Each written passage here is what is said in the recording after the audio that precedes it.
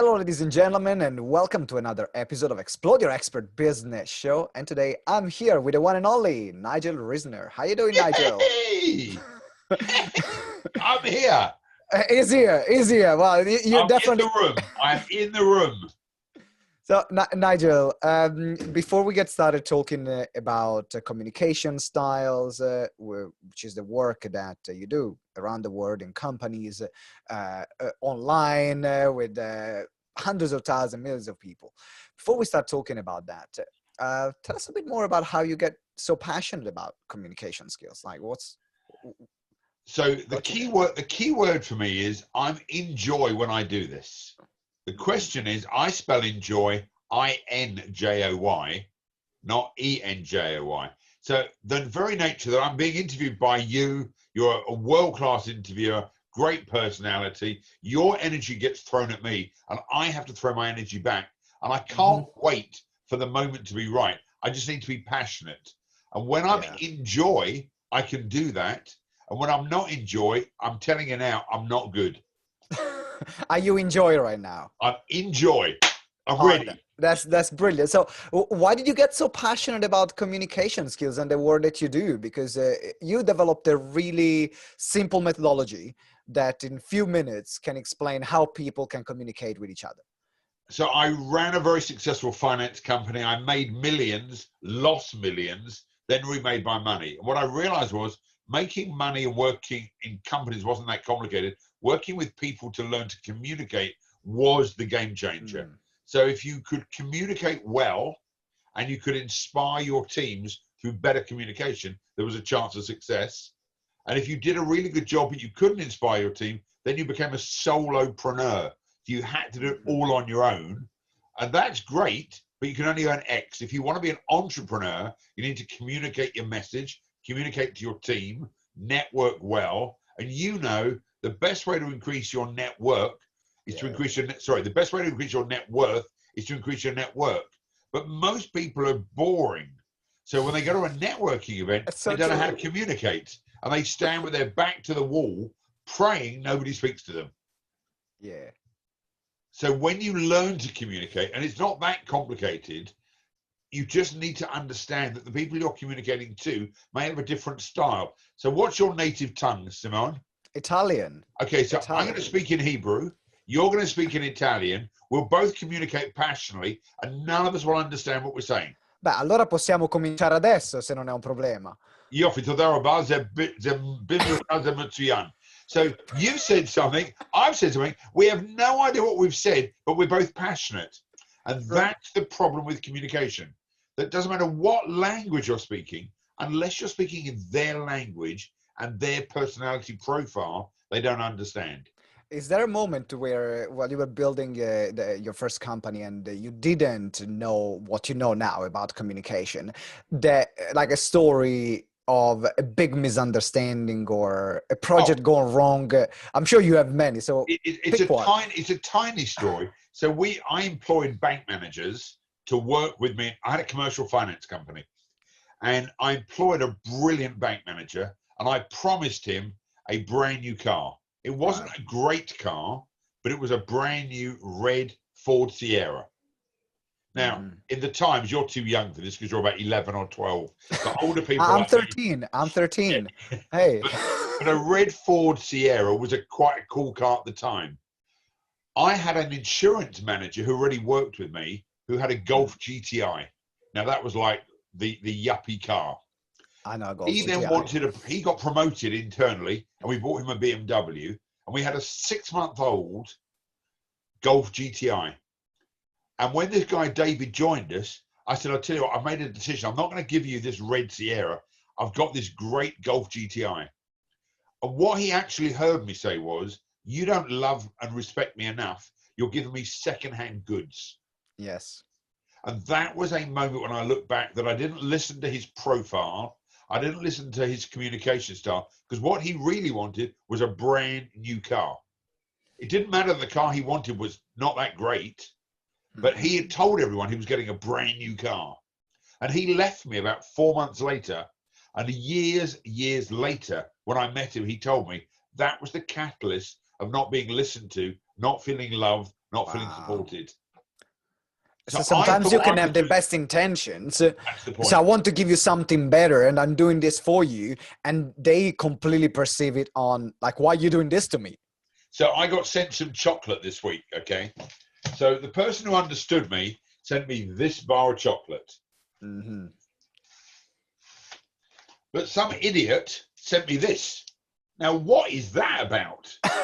Now, it may seem like chocolate to you, but if you don't like dark chocolate, and I don't, it's a waste of time.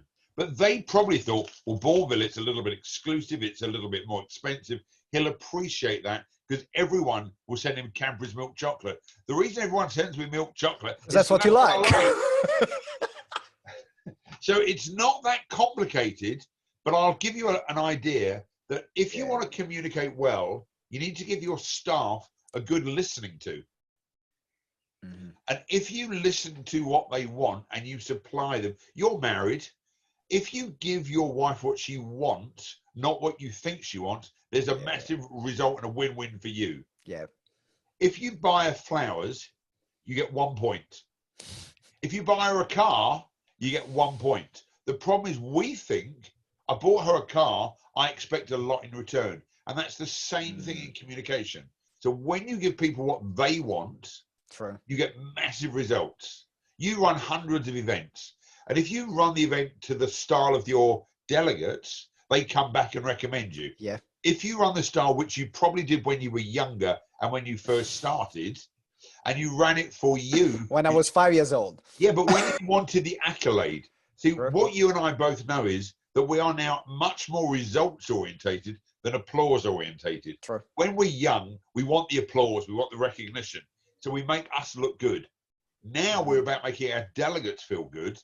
Yeah. And if they like us, that's a bonus. It's all about them, giving them a great experience, and then the rest will come. Yeah, that's the most important thing. That's about communication. We're going to give you what they want, not what we want. So I want lots of chocolate, but if somebody then sends me the wrong chocolate because they think they're being smart, they've missed the point. Yeah. So going back to your original question, so I've spent 20 years developing communication styles. I've just done a brand new book with new animals in, which you probably don't even know about. Mm-hmm. But we've got a base model of 4 animals to make life simple. And then we have the real kicker, which I'll explain in about 2 minutes for you. All right. So let's start with the models. Let's start with the models. And that's what we are talking in your book. It's a zoo around here, which is there. So the link to get the book is going to be in the show notes. So make sure you check the show notes. But so what are these 4 animals and what are these 4 main models that you're mentioning? So if you think about a zoo and you think about your people or you think about your family and you think about your children, there are 4 basic models. We have lions, we have monkeys, we have dolphins, and we have elephants. Yep. So lions are your classic know-it-alls. They think they can run the show on their own. They don't need any support. And they are single-minded, visionary, straightforward, purposeful, and persevering. Mm-hmm. They'd much rather be right than happy. You know those type of people. Yep. Then you have the monkeys who are a bit like me that didn't really get the link from your team, even though you sent me the link. Then I couldn't find the link. 4 times. Yep, I didn't know how to get on.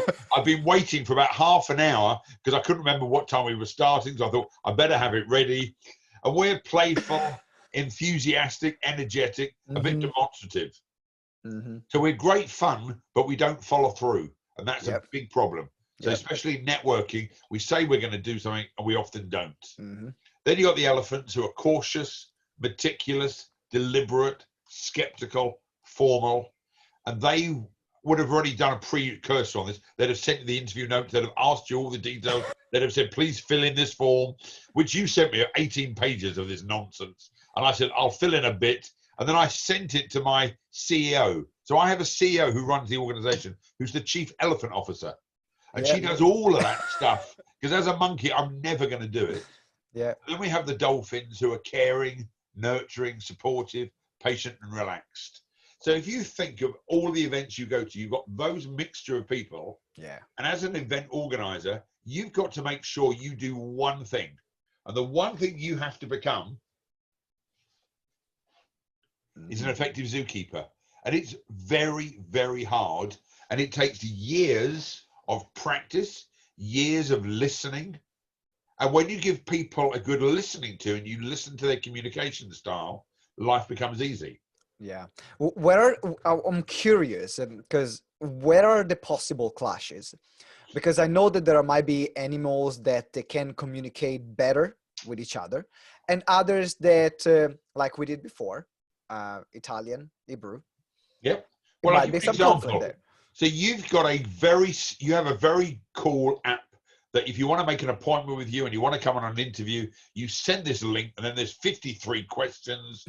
And Five no, questions. no, then there's subheadings, and then you've got to do something else, and then you've got to submit it, then you've got to download it. So when elephants create that, it's to make their life easier so they have all the information. And it's very clever if you're an elephant. If you're a monkey, it's hard. I've got to find the link first of all. Then I've got to go onto Facebook Messenger. Then I've got to be able to press something. It's not clear. Then I've got to send it to somewhere. Then I've got to sign it, press. So elephants and monkeys have major problems because I think elephants are just hard work. And you think monkeys are just, I was going to be rude here, you just think we're demonstrative numpties because we just can't follow a simple system. That's true. We can follow a system if it takes 8 seconds. So we can buy an airline ticket, we can buy a cinema ticket, we can buy 1 bar of chocolate. When my wife sends me shopping and she gives me a list, the idea of me following a list is never going to happen. Yeah. So we don't go shopping together anymore because I just buy anything that's colourful, that's eye level. Elephant will know where the stuff is in every shop. They'll only buy the 8 items they need. That's it. The lions, though, have a problem with the dolphins because lions are very straightforward. They don't suffer fools gladly. They're not going to ask nicely. They don't do please and thank you. They're in a hurry. They've got to get things done. And the dolphin's saying, let's have a cup of tea. Let's have a little hug. Let's just find out if there's any fair trade tea. Let's make sure no workers were hurt in the process of picking the coffee beans. Lions don't care because they're important and they've got things to do. They care about what's important.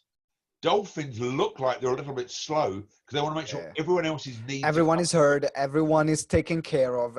You know what? It's really interesting because like when the people that I have in my team that have created the process, the elephants. Yeah. That's why they're there. Because I'm like you.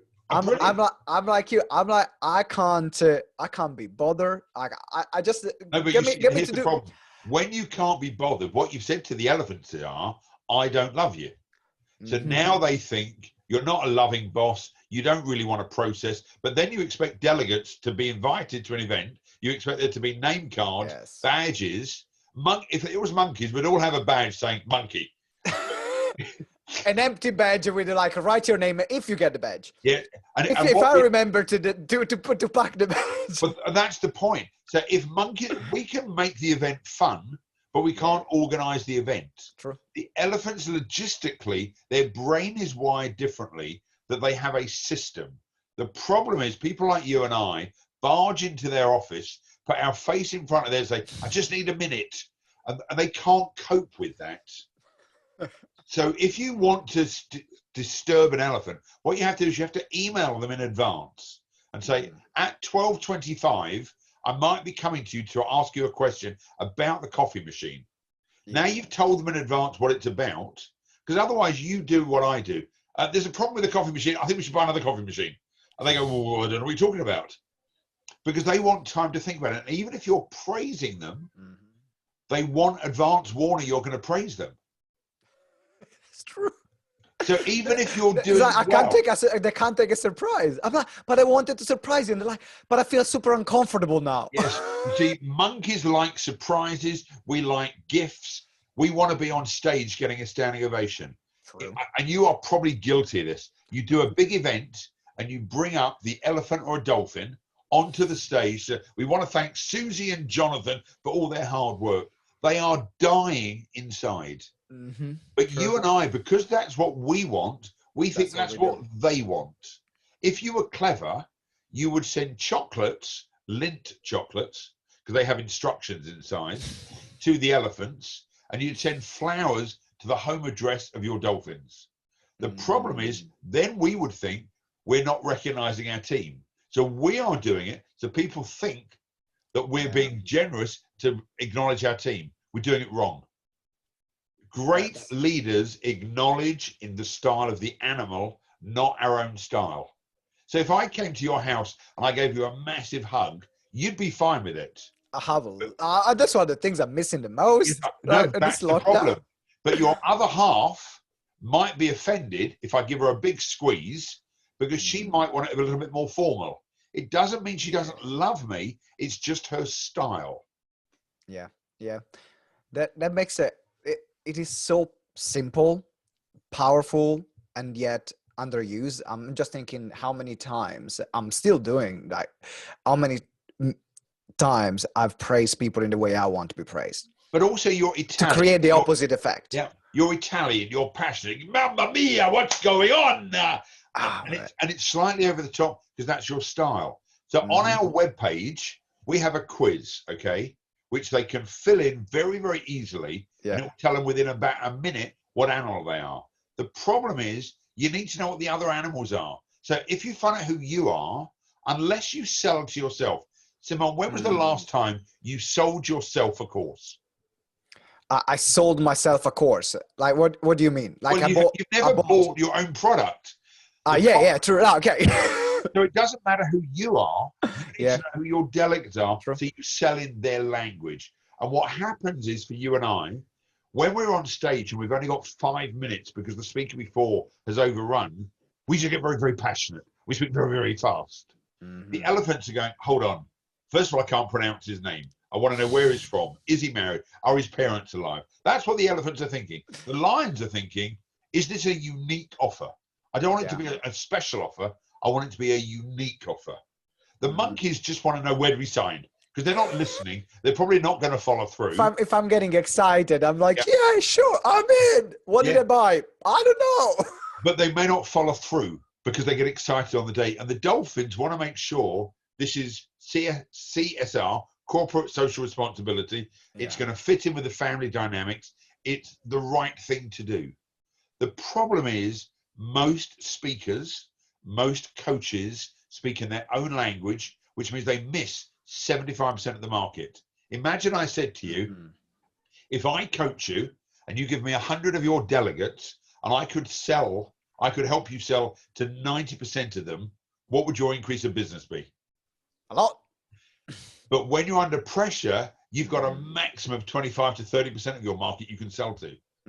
You'll never sell to 100% because there's a tiny group of people who have a vested interest in your life not working, and they'll never buy from you. So if you look at that bottom corner of whatever quadrant you're working to, 5% think you are terrible. And they are right, by the way. If you spend your energy on the 5%, you've lost the 95%. That wants to buy, that love the work that you do. But if you're a monkey, you're so desperate to get the 5% because we want to use our persuasion skills to get everyone on board. Yep. I've now made a decision that 5% of my audience want to kill me, 5% want to marry me, and they're both wrong. So that now I want to work with the 90% because that 90% are going to listen. They might buy. They might do further. It's fascinating you're saying that. That's something we had. We made a change last year in our company because, of course, like for me being the leader of the company, then we will say, okay, this is we'll direct the team on where to put the most effort, and we started spending the most of our time on the people that were complaining the most. And look what you did. So and then I was like, but why are we encouraging and rewarding a behavior on spending the most time with the people that actually are just going to complain all the time? Get ready for this great quote. Hold on, I've got to get this right here. You're rewarding negative behavior. You're rewarding bad behavior with. Start again. If you reward people who are negative with your attention, you're just rewarding bad behavior. Exactly. So the 5% that don't want to, I'll help you out here. The 5% that don't want to buy from you, send them to your biggest competitor. Okay? Send them in an Uber, give them all the information, give them money to be a terrorist to someone else. Because that's what they'll be. But you and I in our old days we so wanted to convert the unconvertible. Yes. because we got glory out of that. It's about the percentage, the conversion, and how many people do they get in. I'm telling you now, and everyone who's listening to this, when you work on the people who want to work with you, they will recommend you to more people. When you try and convert people who don't want to be converted, not only do you have hassle, and you're never going to be able to deliver to them, especially if you're a monkey, because they want more information than you can ever give them. They want more workbooks than you can ever give them. They've been on the internet. They want more stuff. Let them go, and you must have a competitor. I promise you, get that whole group of people, organize a minibus, and send them to them. Send them to them, and your life will change because you won't be surrounded by psychic vampires. Yeah. Psychic vampires literally steal your energy. So true. So true. Like when we made a change in the company last year, because we're running our seminars in that way. And when we made the change, it was, oh my God, just a lift of the shoulders. Like, you don't want to be here, you can go home. Yeah, but it's even better than that. When you leave that energy, you have more energy to have fun with the people in your life. You have more fun at home. Because when you got home, I can put money on, you moan about those people. Drained. Yeah, but you moan about the people who weren't going to buy from you. Moan about the people who are giving you so much money you don't know what to do with it. I like that. I just said to you before, I was on a phone call and a Zoom thing with 1,700 people in Sri Lanka. I then did a chief exec group. I'm busy now with people who want what I have to offer. I'm not trying to sell my services to people who don't want what I have to offer. When you become a zookeeper and you lead your people with the food they want, your life changes. When you try and manage people, bear in mind you lead people and you manage things. If you try and manage people with the wrong food, you have disharmony. Yeah. And in an Italian family, that is pure chaos. It is. You gotta give good food to everyone. Any of your family pasta, red wine, and what you gave them was a vegetarian pizza with pineapple on the top. You know what? It is really interesting that you say that, because I'm actually, it actually happened. Because I'm vegan. So I'm a weird Italian. I'm a vegan Italian. So I'm the nightmare and the disgrace of my family, of my grandma, of every nan that is ever cooking, because when I were coming to Italy, my mom has a show of love. She would cook all the food when I was going back. She was cooking all the food that I loved before. And when I was going in, I was cooking all the food that I love now because I wanted her to like it too. Yeah. That didn't create a really good dynamic. No, but there's the point. If you feed the food you like and not the food they want, you have a family rift. So I need to leave at this point because as a monkey, I've overbooked. You've got to be a zookeeper. You have to give your staff a good listening to. And here's the best line that I heard this year. Give people a piece of your heart, not a piece of your mind. And if you do that, harmony occurs, communication is improved, and sales go off the roof. That's brilliant, Nigel. Thank you very much for being with us. Now, Pleasure. Before you leave, I just got to say two things. One, you got 2 books out. So you have It's a Zoo Around Here. We have It's a Zoo Around Here. What we talked. And then you have the new one, which is the Impact Code. Well, what's the difference between 2 books and then the 2 books, and then I'll let you go. So the Impact Code is my life's work, but the It's a Zoo Around Here is designed very simply: short paragraphs for the monkeys, 1 words for the lions, graphs for the elephants, and it's on recycled paper for the dolphins. So you got to buy it exactly right now. Right. All right, Nigel, thank you very much. All the links Pleasure. are going to be in the show notes. Thank you for being with us today. Dude, thank you. Bye.